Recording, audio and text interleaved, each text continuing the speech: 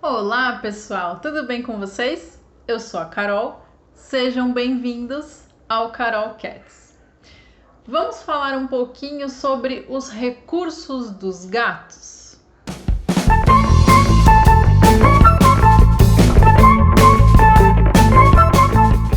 Tem um item que é bastante perturbador para os tutores e a gente passa por uma situação de forma muito frequente. E sempre que eu converso com outros colegas que também trabalham com comportamento, eles têm essa mesma situação acontecendo, né? A mesma sensação. Quando a gente começa a avaliar, né, um caso, a gente está, né, cuidando ali do manejo, do comportamento, de algum problema que esse tutor está tendo com o gato ou com vários gatos, um ponto importante da gente avaliar é a quantidade de recursos que esses gatos têm. Então, o que seriam recursos? Tudo aquilo que é o básico, né? As necessidades mínimas do gato. Os comedouros, os bebedouros, as fontes de água, camas, caixas de transporte no ambiente, arranhadores, brinquedos e as caixas de areia.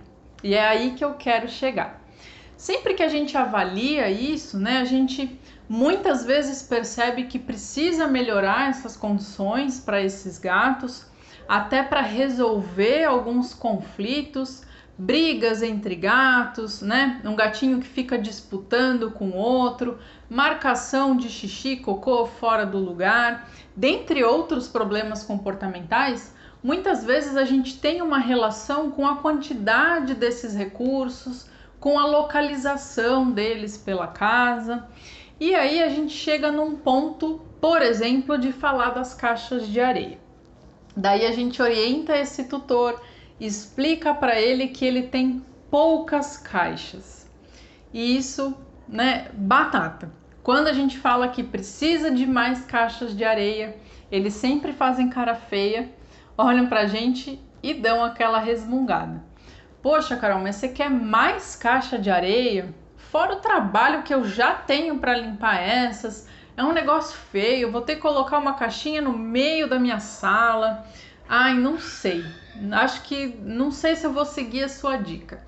Só que o que a gente precisa deixar claro é que isso não é chatice nossa, né? Eu não fico pegando no pé de vocês para ter aí, né, quantidade suficiente de recursos, de aumentar o número de caixas de areia, só por frescura, né, ou porque isso é uma bobagemzinha, uma frescurite dos gatos. Isso tem respaldo científico, né? Então a gente tem estudos que mostram pra gente, até porque a gente analisa a questão natural do felino, o que é qual é a biologia dele, né? Quais são as necessidades dessa espécie. Se eu entendo essas características, eu justifico isso, né? Por que ter mais recursos? Por que distribuir esses recursos de uma forma diferente, muitas vezes, do que está sendo feita? Isso é embasado, tá? Não é chatice, não é frescura. E muitas vezes a gente só consegue resolver alguns tipos de problemas quando a gente mexe nessas questões. E a gente vai entender direitinho o porquê que a gente pega no pé de vocês com relação a isso. Como é esse gato natural, né? Qual é essa biologia do felino?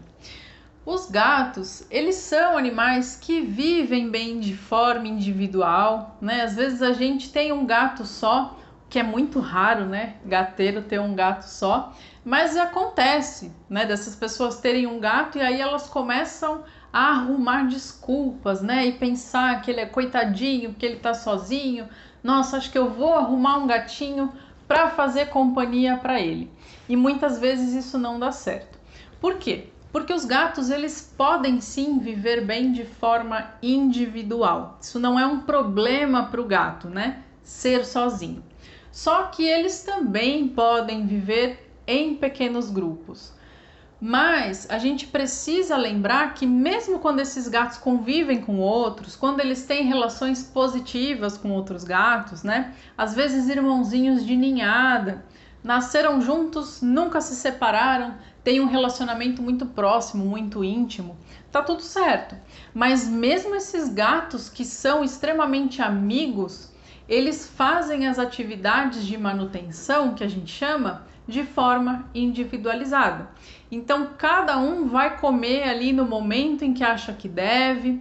Se esses gatos vivem no ambiente natural, né, ou se eles têm acesso à rua, se eles caçam, cada um vai atrás da sua presa no seu momento. Então, por mais que eles estejam juntos, às vezes eles até podem se locomover juntos, né, ir para algum mesmo espaço, mas eles acabam caçando individualmente, se alimentando individualmente.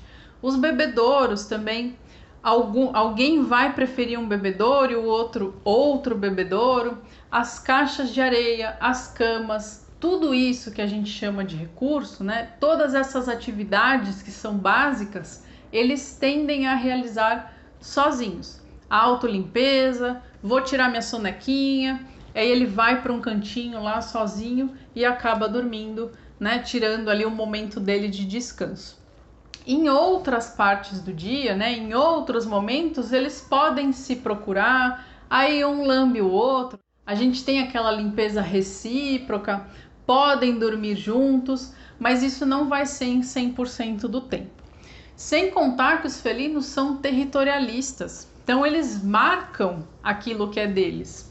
O espaço deles, eles delimitam muito bem com o cheiro, não necessariamente fazendo xixi, ou então eles podem não arranhar, né, todo esse percurso do território, eles vão ter pontos específicos para arranhar, por exemplo. Mas eles se esfregam também. Quando eles esfregam a bochechinha, né, quando eles passam a cabeça em algum lugar, eles estão deixando o cheiro. Então esses gatos, eles vão marcando, né, eles vão delimitando. E os recursos dele também têm os cheiros deles e assim por diante. Então, essas características são muito fortes nos gatos. Esses grupos naturais que vivem aí, que não são domiciliados, né, vivem em algum local aberto, eles costumam ter uma área de forrageamento, que a gente chama, bem grande, né? Então, o espaço que esses gatos vão utilizar para caçar, para perambular, para procurar um parceiro para reprodução, costuma ser um espaço bem grande. Quanto mais gatos nesse grupo, maior vai ser esse espaço, porque eles precisam desses recursos bem distribuídos e em quantidade suficiente para todos eles. Se não tiver comida para todo mundo, se não tiver parceiro para reprodução para todo mundo, se esse espaço está muito pequenininho ali, a tendência é que eles comecem a se separar, né? Que eles se dividam. E isso vai acontecer na nossa casa. Então, se eu tenho muitos gatos e poucos comedouros, poucas caixas de areia, poucos pontos de descanso, a chance de eu ter problemas, de eu ter briga, de eu ter conflito, ter disputa, aumenta muito. Por isso a gente fala desses números de recursos, principalmente quando eu já quero resolver esses casos, né? Às vezes a gente tem gatos convivendo bem, a gente não percebe aí esses problemas. Alguns, né, tem um conflito sutil, uma bufada aqui, às vezes um tapinha, não querem dividir um mesmo espaço, mas não tem uma briga efetiva, às vezes a gente nem percebe esses pequenos desentendimentos. Mas em outros casos a gente já tem aí situações muito mais difíceis. Então a gente sempre vai pensar nisso, né? Em como esses recursos estão distribuídos e na quantidade. Por isso a gente pega no pé, né? E qual é a recomendação? Eu tenho sempre que ter um para cada gato. Se eu tô pensando como ele, né? Se ele vai fazer essas atividades de forma individual, então cada um tem que ter os seus utensílios. O seu comedouro, o seu bebedouro, a sua caixa de areia, a sua caixinha de transporte, por exemplo, a sua caminha. Só que, claro que eles não vão entender dessa forma, né? Ah, esse é meu, esse é do meu irmão, então eu só vou comer aqui. Eles vão acabar se misturando, mas eles precisam ter opções. Eles não podem ter que comer no mesmo comedouro porque eles não têm outros, tá? Esse é um problema grave. A gente diminui aí, né, essas opções do gato e aí eles podem começar a disputar, não se sentem confortáveis em dividir aquele recurso. Aí vem os problemas. Então a gente sempre pensa em um para cada gato e mais um. Então, se eu tenho 3 gatos, são 4 caixas de areia, no mínimo, né? Pensando nessa questão biológica, natural, pelo menos 4 caixas de areia, para que eu tenha isso de uma forma confortável. Pelo menos 4 comedouros, 4 bebedouros e assim por diante. 4 pontos de descanso, 4 arranhadores. Às vezes a gente tem arranhadores que são maiores, né? Dependendo como a gente distribui esses recursos, a gente até consegue aí melhorar essa questão sem ter esse número certinho. Mas a gente precisa pensar dessa forma, tá? Então, 4 pontos para arranhadura. Eles não podem ser obrigados a arranhar sempre no mesmo lugar. Provavelmente eles não vão fazer isso, né? Eles vão procurar lugares distintos. E aí, um desses lugares pode ser o seu sofá querido, que você não quer que o gato arranhe.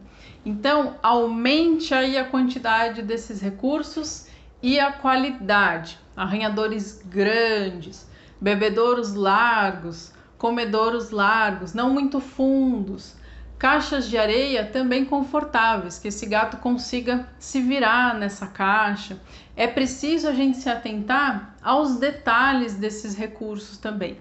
Cada um tem as suas características que são preferidas pelos gatos. Claro que a gente sempre fala da maioria, né? Mas tem gatinhos que têm aí gostos bastante particulares. Então você aprende isso com os seus gatos. Cada um vai ser diferente do outro. Faça essa leitura, entenda o que ele prefere e aí você oferece para ele dessa forma. Como é que eu sei o que meu gato prefere, Carol? Testando, né? Então, oferecendo tipos diferentes. Se a gente tem mais de um gato e acaba colocando esses recursos em multiplicidade, que é o que a gente precisa fazer, aí você consegue testar tipos de potes, tipos de caixas e vai vendo como cada um se comporta. E qual a localização ideal para cada tipo de recurso? A gente costuma sempre orientar a colocar as caixas de areia mais nas extremidades da casa, porque é mais ou menos assim que os gatos se dividem, né, num território aberto, né, natural, sem interferência humana. Eles marcam, né, esse limite do território e o alimento, né, os outros recursos, eles levam para dentro desse espaço. Então ele sai para caçar, mas muitas vezes ele volta, né, ele para comer no território seguro, né? Ele volta ali para aquele cantinho dele e ali ele vai se alimentar. Ele só foi buscar o ratinho e voltou. A gente precisa lembrar que xixi e cocô de gato servem também como marcação. Então, não são só necessidades fisiológicas dos gatinhos. Eles liberam os feromônios deles na urina e nas fezes. Então, eles utilizam isso também para demarcação. Se você coloca essas caixas de areia mais na extremidade, você está seguindo aí o que seria mais natural para esse gato. Sempre espalhe as caixas. Essa é uma outra dificuldade que a gente costuma ter com os tutores, porque eles não gostam de deixar caixas de areia espalhadas pela casa. A gente quer esconder as caixas de areia do gato, não é verdade? Ou tudo na área de serviço, dentro de um banheiro, quem mora em apartamento coloca lá na sacada. Às vezes divide, coloca 2 na sacada e 2 na lavanderia. Só que não é assim que o seu gato enxerga. Lembra que quando a gente concentra isso no mesmo espaço, então, por exemplo, você tem 2 gatos, tem 3 caixas de areia, ótimo. Só que você pega essas 3 caixas e coloca na sacada do seu apartamento. Para o seu gato não são 3 pontos, não são 3 caixas de areia, é uma só, tá? Então, é um ponto só para ele fazer as necessidades dele e deixar ali, né, a marcação e o cheiro. Então a gente tem que espalhar, né? Coloque 3 caixas em cômodos diferentes. Não esconde atrás do sofá, atrás da máquina de lavar. Às vezes o gato vai usar essa caixa que está atrás da máquina. Se por acaso essa máquina estiver funcionando, ele pode levar um susto e associar aquele ponto a algo negativo. Ele pode não querer mais usar essa caixinha. Aí a gente pode ver aquele gato fazendo xixi e cocô fora do lugar por exemplo, tá? Simplesmente porque o local em que a caixinha dele está não é o mais adequado. Ainda se a gente tem tudo isso espalhado, pode ser que ele utilize outra, mas se a gente tem mais gatos, a gente também pode ter conflitos e disputas. Se por acaso esse gatinho ele preferia usar aquela caixa e ele levou esse susto, a tendência é que ele não utilize nenhuma outra. E aí ele vai começar a fazer fora, ele pode ter problemas, né, associados, problemas clínicos, problemas urinários, segurar as fezes e também ter um problema clínico associado a isso, somente porque ele não quer ir naquele local, porque ele teve uma experiência negativa. Então a gente precisa prestar atenção nisso. Espalha essas caixas de areia, tira do mesmo lugar e tenha em quantidade suficiente. Você tem que limpar essa caixinha todos os dias, né? Pelo menos uma vez ao dia. Então não vai ficar muito fedorento. Assim que você perceber ali que seu gatinho utilizou, você já pode ir lá e recolher. Mas deixa isso espalhado e não esconde muito, tá? Lembra que esse recurso é importante para a demarcação, é importante para o seu gato. Quando a gente respeita essas características, a gente tende a ter um ambiente muito mais harmônico, né? A gente evita aí uma série de problemas e acaba tendo um gato muito mais seguro, muito mais confortável. Se você já está tendo um problema, não tem jeito. Qualquer veterinário que você conversar vai te falar que esse é o primeiro ponto. Precisa mudar essas características. Comedouros, bebedouros, caminhas, brinquedos, você pode deixar mais para o centro da casa, mas da mesma maneira, não deixa tudo junto. Comedouro num ponto, bebedouro no outro, os brinquedos, né, mais afastados, a caminha. Os gatos, eles gostam de ter setores para fazer as atividades. Só que não é só um setor de banheiro, um setor para comer, um setor para descansar. São vários pontos setorizados, tá? É assim que funciona a cabeça do seu gato. Se você pensar dessa forma, vai ser muito mais tranquilo. Você vai com certeza evitar muitos problemas. Arranhadores também servem como demarcação, tanto visual, então o próprio arranhão que o gato deixa no local serve como uma marca para o outro gato, né, para ele ver. Carol, mas meus gatos estão dentro de casa, não tem nenhum outro gato que está vendo, mas ele vai continuar manifestando esse comportamento. Então, pontos de arranhadura você também pode colocar aí mais nas extremidades, perto de portas, de janelas, né, locais de acesso em que a gente entra e sai, vão entrar cheiros novos, né, ele vai ter vários estímulos, então ele provavelmente vai gostar bastante de deixar o cheiro dele ali. Corredores, né, locais de passagem, distribui esses arranhadores pela casa também, tenha mais de um, respeite a quantidade de gatos que você tem, tá? E lembra que arranhador tem que ser grande, o gato tem que conseguir se esticar para se arranhar. Ele se alonga também quando ele está arranhando alguma superfície. Muita gente compra um arranhador desse tamaninho, né, um conezinho, coloca lá no cantinho da sala. Aí fala pra gente, meu gato não gostou do arranhador, ele continua arranhando o meu sofá. Só que ou é muito pequeno, né? Então pode ser que realmente não seja estimulante para ele arranhar, ele não vê muita graça. O local pode não estar legal para ele. Tem gatos que gostam de arranhar na horizontal também, outros preferem a vertical. Eles têm preferências pela superfície, pelas texturas. Então faça esses testes também. E não necessariamente você vai ter só, na verdade você não deve ter só esse arranhadorzinho minúsculo, miudinho, tá? Não funciona. Coloca um arranhador de verdade para o seu gato.